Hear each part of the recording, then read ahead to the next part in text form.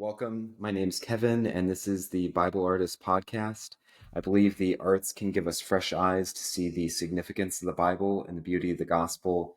And I also believe the Bible can provide the arts with complex characters and stories with profound insight into the human condition. I've been a fan of Bible art for most of my life, and so over the past few years, I've been exploring popular biblical adaptations, and I've been encouraging Christian communities to discuss and engage with the arts. Today, I'm here with Jordan Walker Ross. He's an actor, screenwriter, podcast host, public speaker. Most listeners, though, are probably going to know him best for his role as Little James in The Chosen, but he's been in a variety of other projects too. Recently, 1883, and the upcoming movie, The Shift, which is a sci-fi thriller, also with Dallas Jenkins, creator of The Chosen. Jordan, before we dig into your role as Little James, I'd love to hear a little bit about your personal story and what got you interested in acting. Sure. I was born 2 months premature with cerebral palsy and scoliosis, and I was in and out of the hospital growing up. I had a number of medical procedures. I had a full spinal fusion. Because of that, I can never really play sports or, do some of the things that the other kids were doing. And that's kind of what led me to theater. I was trying to find my thing, and I played Tiny Tim when I was 6 in a community theater production of A Christmas Carol, and from there, I fell in love with the camaraderie of the cast and working together to make a piece of art, and just how much fun it was to play pretend with friends. And then as I got older, I started to really kind of like explore the more nuanced aspects of acting and research it and study it a bit more and watch all the classic films. And then I just fell deeper in love with it. And so from age 6, that's whenever I knew that that's what I wanted to do with my life. That's awesome. So, in addition to being an actor, you have a podcast called What's Your Limp? I'd love to also hear about that and kind of the inspiration behind that. Sure. So with What's Your Limp, I kind of came up with that idea after The Chosen. So on The Chosen, Dallas Jenkins decided to embrace my disability and make it part of my character's story, which was terrifying because as an actor, my limp and my physical differences had more times than not hurt my chances and affected or limited my opportunities as an actor. So, but then Dallas Jenkins came along and thought there was an opportunity there to really touch on some important topics, and especially within faith-based media, some topics that aren't really discussed much. Like if there's a movie about Jesus and a character with a disability, in every other adaptation I've seen, that person is healed typically, because you focus on the miracles, which is great. Those are all really moving and exciting and give people hope. But on the flip side, it's apparent that not everyone is healed, and at least not in their physical bodies. And sometimes the healing we need is more internal. And the healing we need is due to like the pain others have inflicted on us emotionally or mentally. And that's kind of what we wanted to address on The Chosen. And I'm so grateful because it really helped me learn to love those parts of myself that I used to not love. And it helped me embrace that part of myself. And that's kind of the more I talked about my insecurities and talked about my disability, the more I realized I wasn't alone in those insecurities and in those struggles. And I wanted to kind of channel that somehow and keep it going and keep that conversation going. So that's kind of what led to What's Your Limp, because the idea is that we all have a limp, whether it's physical or internal, and it's important to talk about it. So Hmm. yeah, that's what it's all about.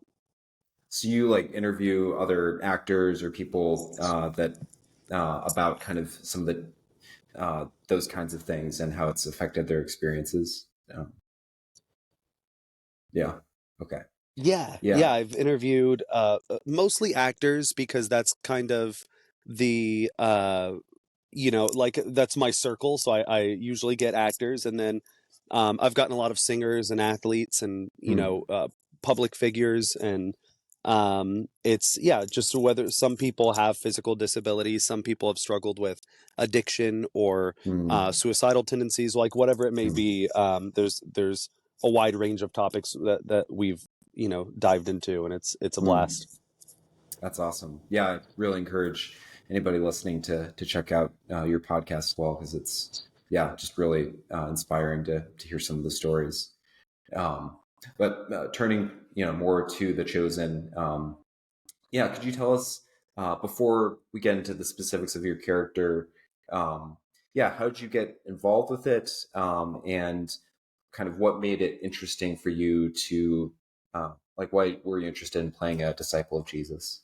Yeah, so I got the audition notice back in 2018, in the Mm, summer of 2018, for the role of Andrew, or no, for the mm, role of Matthew first, and then mm, did the audition, and then I came back and for the callback and auditioned for Andrew the second time around, and it was initially like the first audition, it didn't even specifically say that it was about Jesus and the apostles. I just knew it was a period piece set in in Jerusalem. So I was like, oh cool, it's a historical piece. I didn't know much about it because it was just we only got like the scene that we auditioned with, so I didn't have much context. And then once I got the second scene and I learned more about it, I was like, oh, that's what this is.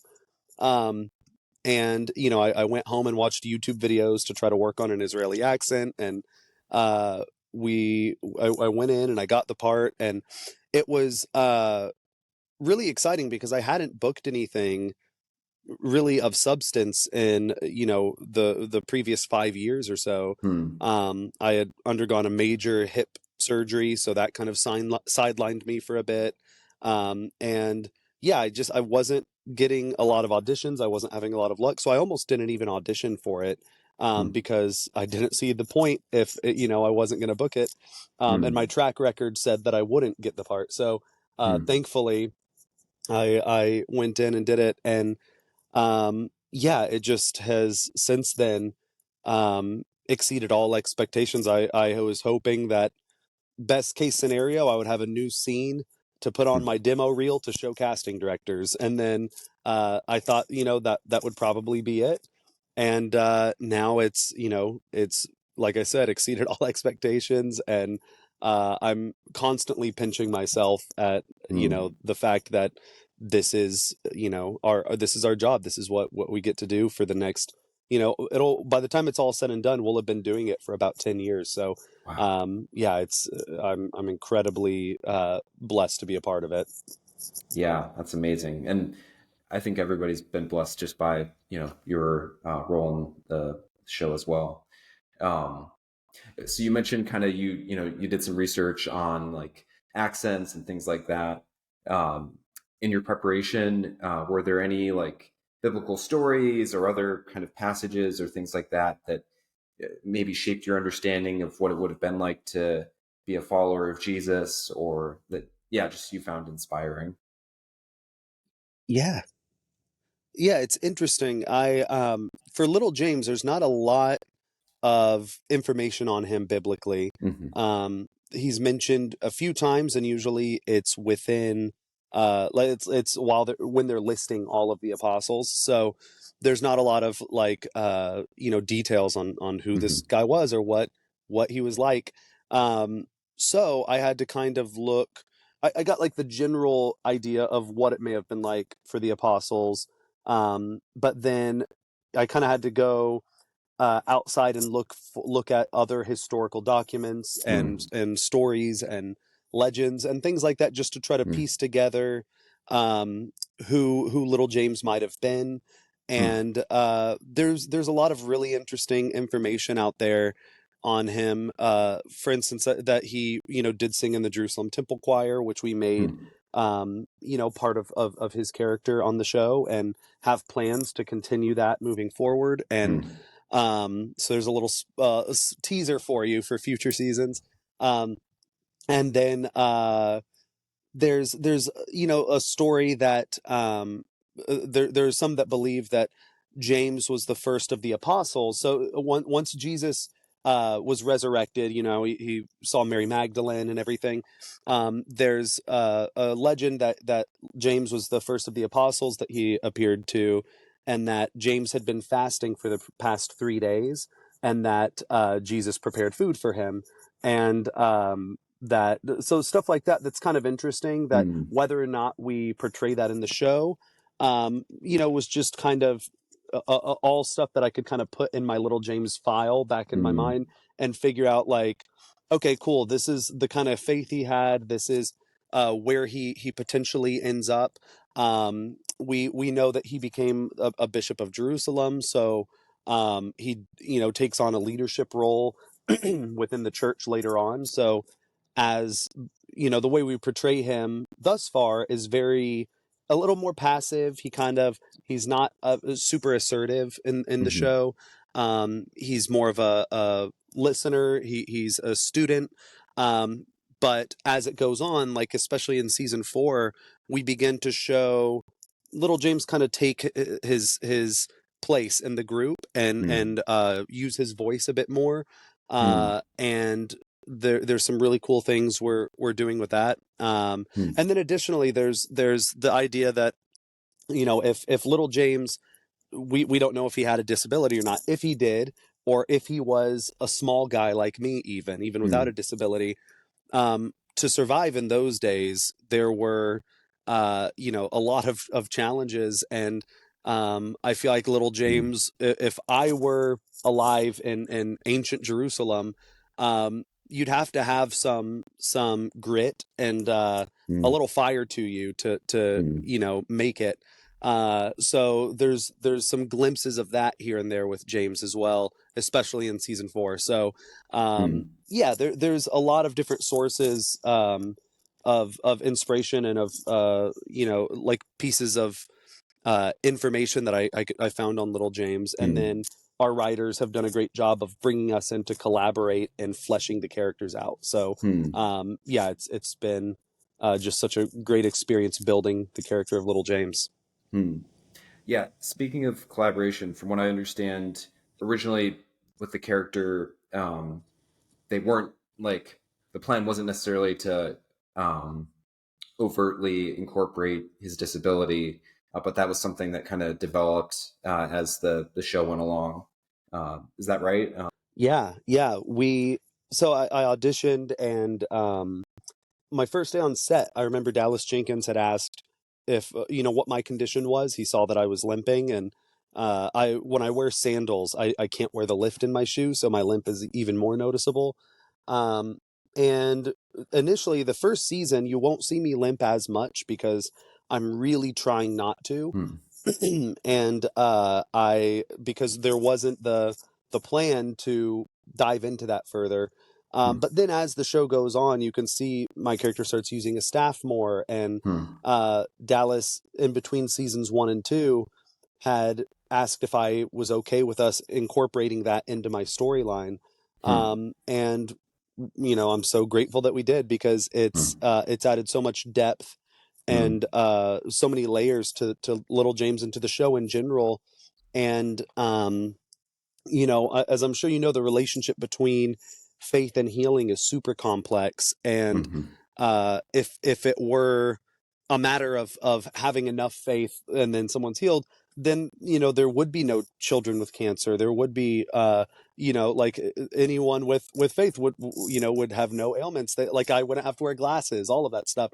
And I think there are certain things that, and certain trials that is just kind of part of life, and part of some people are given certain obstacles that mm, I think with the right amount of perspective and support around you, you can use those obstacles to inspire others. mm, And the most moving part of it all to me has been the children especially, but the disabled community in general, that mm, have come up and been like, my whole life I've been told in the church I need to pray more to be healed. That like basically been made to feel like they're broken, even though it's coming from a place of love. From the perspective of a disabled person, it feels like someone's telling you like you're broken, you need fixing, and or you're not good enough. And I think The Chosen has done a great job at showing that community like you do belong, you do have a place in your current circumstances. If you're healed, great, that then you still have a place as well. But even if you aren't healed, you belong, and that you're loved, and that you're worthy. And I think that's such a beautiful message. And yeah, I'm so honored to have been a part of that. Yeah, thinking of that in season three, there's that scene early in the season where James has that one-on-one conversation with Jesus about, why haven't I been healed? And I think so many people have been moved by that scene. Um, yeah, what was it like kind of filming that scene, and what are you hoping that viewers will take away from it?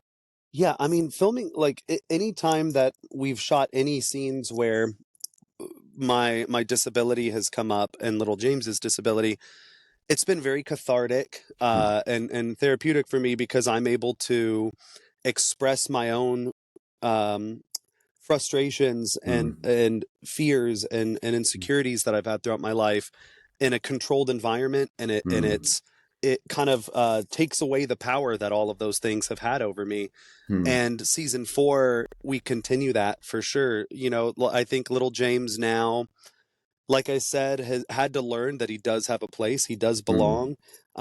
And now that he knows that, you see him take a more assertive role. And also, um, you get to see how physically everything is taking a toll on him.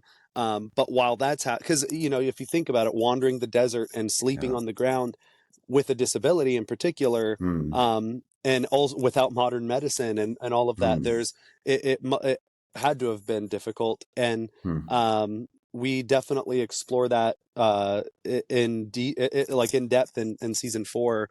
huh, So I'm excited for people to see little James's physical struggle hmm, increase, while his faith and inner like confidence grows stronger. And it's a hmm, really cool he has a really cool arc this season and moving hmm. forward.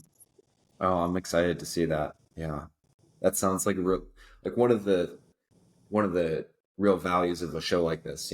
Trying to give us a on the ground insight into, yeah, what life would have really been like, instead of just kind of having this, felt bored picture of the stories that we read in scripture. So, um, Yeah, yeah. Well, so speaking yeah. of season four, it wrapped up the summer. Teaser trailer came out this week. There's Chosen Con and all of that. So you've already shared a little bit about what gets you excited about the upcoming season. Are there any other parts of either Little James's story or just the show in general that you think are going to be really exciting or interesting in the upcoming season? Yeah. Yeah, I think season 4 is a really, really, really intense season. It's our most emotional season easily. Hmm. Hmm. There were more scenes that we shot in season 4 where I found myself crying in the scene, even without having prepared to cry. Hmm. There were more scenes where that happened than any other season before. There's a growing sense of dread within the group Hmm. in season 4. I think, uh, especially with little James Thaddeus and Mary Magdalene, the three of them have been there the longest, Hmm. and the three of them are also very good listeners. They're kind of they avoid the conflicts within the group. They don't have the egos that the Sons of Thunder or that Simon Peter and Andrew might have, where they're not at each other's throats. They just kind of sit back and they're the peacekeepers. And I think the three of them in particular, there you'll see several moments and scenes where they're kind of a little bit ahead of the curve from the rest Mm, of the group. They see that they kind of see where things are heading. They see that Jesus is starting to behave in a way that he wouldn't previously have, reacted in certain situations. mm, They're seeing the stress on Jesus. mm, And one, because they've known him longest, and two, mhm, because that's just the nature of their of them as people. And um so yeah, I think that the growing sense of dread, like get the tissues ready for season 4, mm, because it's super emotional. And it's also another little teaser that I talked about at Chosen Con was you'll see, while Little James does take on a little more of an assertive role vocally, you see him push himself physically in a way that you haven't seen before. mm, And um, there's one scene in particular that's one of the most action-packed scenes we've ever done. mm, And Little James is a key part of that scene. So I'm really excited. It's in episode mm, 6, so I'll tell you that much. So keep an eye out for that one. mm. That's awesome. Yeah. Wow. Well, I'm sure everybody's really excited for the upcoming season. Um, I'm curious, what's it been like to kind of be engaging with kind of the broader fans? You know, both there's a lot of excitement about upcoming seasons, but then there's also with a show like The Chosen, there's lots of controversies and different kinds of uh, conflicts that can erupt Sure. around the show. What's that been like for you? It's been a lot of fun, honestly. I'm not adverse to, like, I'm not uh against having difficult conversations. Mm, I think that that's so important, and I think that mm, there have been times where, for instance, we have such a huge cast and crew, mm, so naturally, not everyone within the cast and crew sees eye to eye on everything, whether it's politics, religion, or anything in between. mm, And but we all the beautiful thing is, on that set, there's not really ever any tension or issue in mm, those areas, because we all agree this is a beautiful story, and that the mm, characters um, are are are really fleshed out, and that it's important to people, and we want to do it justice. mm, But from the outside, there have been times where one of our crew members is a member of the LGBTQ community, and is one of the favorite crew members on set among mm, everyone. He's such a hard worker and really great at what he does. And on his own personal camera equipment had a LGBT flag, and mhm, just like a sticker. And mhm, someone on a behind the scenes video zoomed in and saw it, and it kind of blew up and turned into this big thing. And Dallas Jenkins addressed it, and was just mhm, saying, like, we're not here to tell anyone, like, what to do, how to live, what to think. Like, we're all here to work together and mm. tell this story, and to build bridges, Yeah, not create more division. yeah. And that's something that I thought was a beautiful response. And I think within the cast, we have like, and crew, we have Hindus, Muslims, atheists, Jews, Christians, like everything. And even within the fans of the show, it's something that all denominations of Christianity, Mhm, but in addition to that, a lot of Jewish people are fans of the mhm, show, because it is a very Jewish show. And yeah, we have I've had Muslim fans reach out that mm, love the show. And I think that it's just, regardless of what someone's faith is, this is a timeless story yeah, that is universal in its message. And I think that the message of like this unconditional love, and that we all belong. And like, and especially if you're listening, and if you're Christian, like, you believe we're made in God's image, and if that's the case, then then all of us are like within the show and outside. All of us have a place. All of us belong. All of us have the capacity to put love out into the world and mm, to make others feel like they belong mm, and to make them feel loved. And I think that that's whenever those controversies or things come up, or even little James's storyline that caused a yep, issue because, like I said, the whole idea that you need to have enough faith and you'll be healed.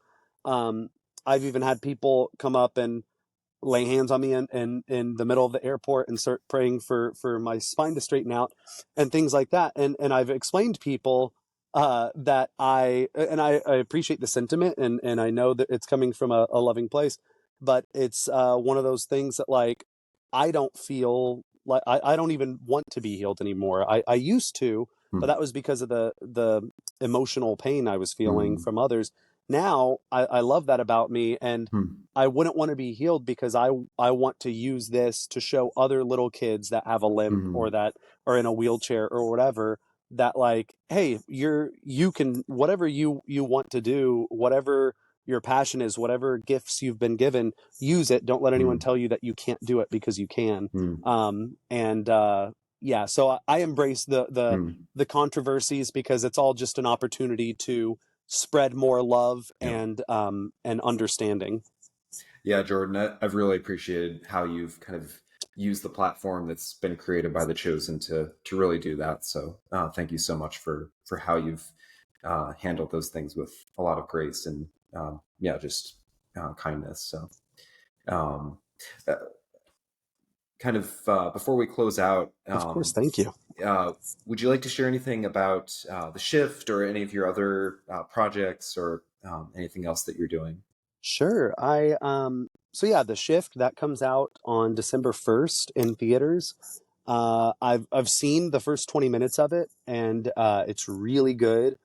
Especially with because I did it with Liz Tabish and Paris Patel, who are Mary Magdalene and Matthew, and they're great in it. I'm so excited for fans. All three of our characters really are so different from anything we've done in The Chosen. So fans will see a totally new side of us. I'm kind of a jerk in it. Mine's more of a cameo. I'm barely in it, but I'm kind of like the jerk boss of the main guy. So that was fun. And so December 1st in theaters. Chosen season 4, episodes 1 through 3 will be in theaters February 1st. Mm, Or 1 through 3 will be in theaters February 1st. 4 through 6, February 15th. And then episodes 7 and 8 will be out in February 29th. So mm, that'll be really exciting. Every episode in theaters. You don't want to miss these episodes in theaters because mm, they're epic. And then what else? I have another film I just finished called El Tanto por Cristo. mm, That is actually another film kind of set within the faith world. It's about a group of Orthodox monks and at a monastery, and it's El Tanto por Cristo means a fool for Christ, and it's basically within the Orthodox community. It's a type of saint that is they're kind of on a certain level of holiness where others view them and think they're kind of crazy, like they're clowns almost, where it's like they're not as pious or proper as you would picture a priest or a monk being. And it's because they have this almost John the Baptist would probably mm, be considered El Tanto por Cristo. So it's that kind of thing, just they're viewed as kind of kooky. And it's very Terrence Malick esque, mm, and very European, and huh, it's black and white. It's very art house, and that one should come out sometime next year, probably mm, later next year. Um, and yeah, so it's and I'm glad I can talk about all The Chosen season 4 and both of those films because the SAG strike is happening, but all three of those have interim agreements, so I'm allowed to talk about them. mm. So that's exciting. That's awesome. Yeah. Well, yeah, it's really exciting. You've got a lot of exciting things coming up with all those projects. So, um, yeah, I'm looking forward to seeing the shift and Yeah, obviously chosen season 4. And but yeah, I hadn't heard as much about El Talento por Cristo, so that's really interesting too. Um, yeah, thank you so much, Jordan, Yeah, yeah, for I'm excited. joining. Yeah, I'm so grateful for, yeah, like I said, all of, that you've brought to your character, and to, yeah, just the way that you've addressed fans, and yeah, been a really great influence. So Thank you so much for having me. I really enjoyed our conversation, and yeah, you asked great questions, mm, and I'm happy to come on anytime. Once season 4 is out, if you want to talk about any specific episodes, you just let me know. awesome. Yeah, I'll definitely take you up on that. So thanks again, and Godspeed.